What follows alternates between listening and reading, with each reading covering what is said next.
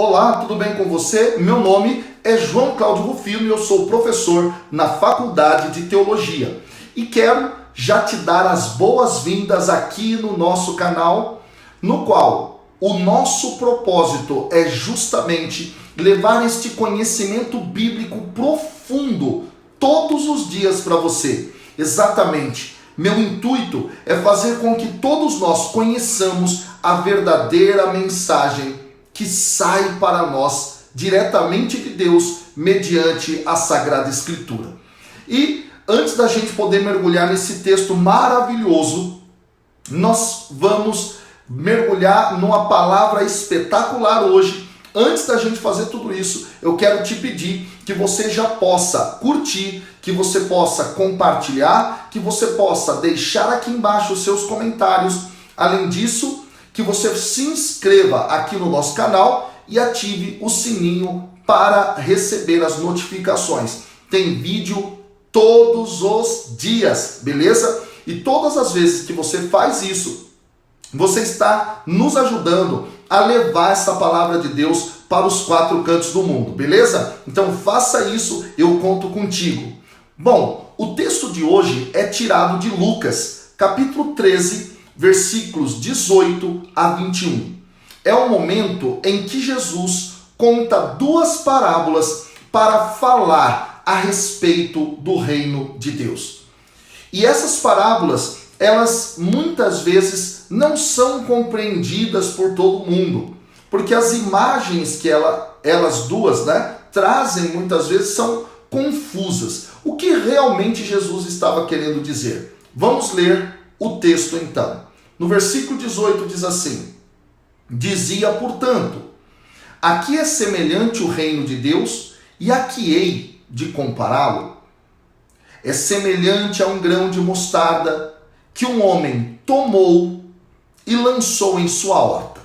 Ele cresce, torna-se árvore e as aves do céu se abrigam em seus ramos. Disse ainda: a que compararei o reino de Deus? É semelhante ao fermento que uma mulher tomou e escondeu em 3 medidas de farinha, até que tudo ficasse fermentado. Vamos entender o que Jesus está querendo dizer. No versículo 18, o texto diz assim, que ele dizia, e aí vem o termo portanto.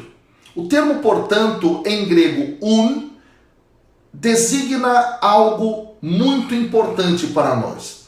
Ele conecta aquilo que foi dito anteriormente com o que está sendo dito agora. Exatamente. Isso significa que este texto não pode ser lido sem este contexto literário teológico. Ora, o que foi dito antes? O texto é muito interessante porque quando nós olhamos a sessão anterior, Jesus está realizando uma cura numa sinagoga. E ele cura uma mulher, e ao final deste processo de cura, lá no capítulo 13, no versículo 17, é dito que o povo se alegrava por todos os gloriosos feitos que Jesus realizava. Esse dado é muito importante. É diante dessa cena que o Senhor vai dar o ensinamento a respeito do reino. Beleza? Então você tem que guardar isso aí como informação fundamental. Nós vamos voltar a ela. Então Jesus começa com uma pergunta: a que é semelhante o reino de Deus e a que hei de compará-lo? Nesse momento, a pergunta que Jesus faz, ela está dentro de uma fórmula já utilizada no Antigo Testamento, por exemplo, lá em Isaías capítulo 40, no versículo 18. Exatamente, onde a pergunta é feita da seguinte forma: com quem comparareis a Deus? Ou que coisa semelhante confrontareis com ele? Trata-se de um tipo de pergunta que quer trazer uma resposta profunda, uma imagem que revela aquilo que é um mistério da parte de Deus. Agora, olha que dado interessante. Que mistério é revelado?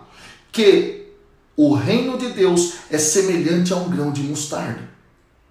Ora, na Bíblia, por 5 vezes aparece a imagem do grão de mostarda no Novo Testamento, sendo que 2 vezes o grão de mostarda vai ser a imagem da fé.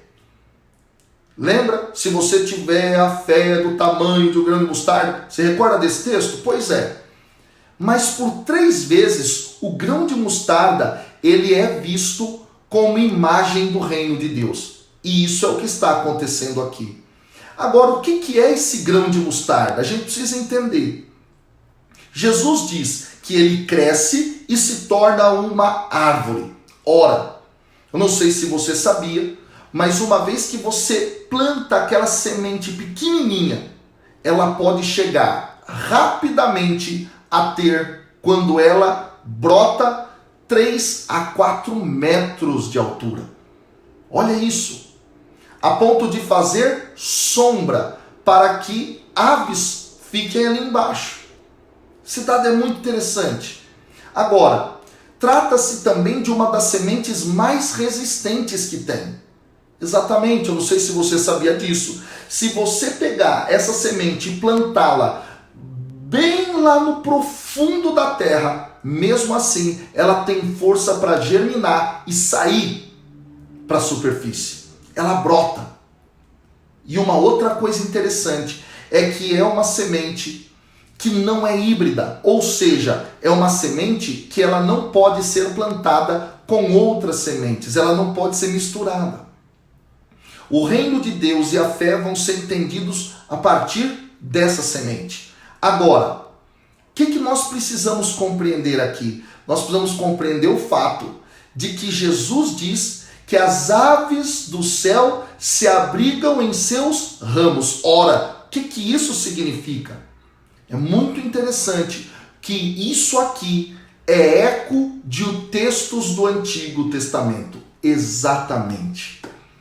Exatamente. É eco de textos que estão presentes no Antigo Testamento. Quais? A profecia, por exemplo, de Ezequiel, no capítulo 31. E lá também em Daniel, no capítulo 4. Ora, o soberano, ele é comparado a uma árvore frondosa. E uma árvore frondosa que dá abrigo aos animais. As aves fazem seu ninho lá. Ora, o que isso então tem a ver com a questão do reino?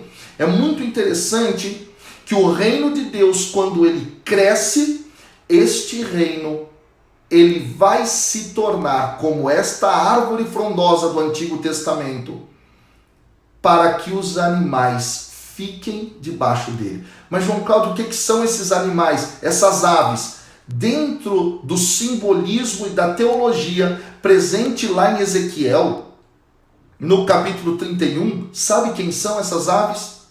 Os gentios, os outros povos.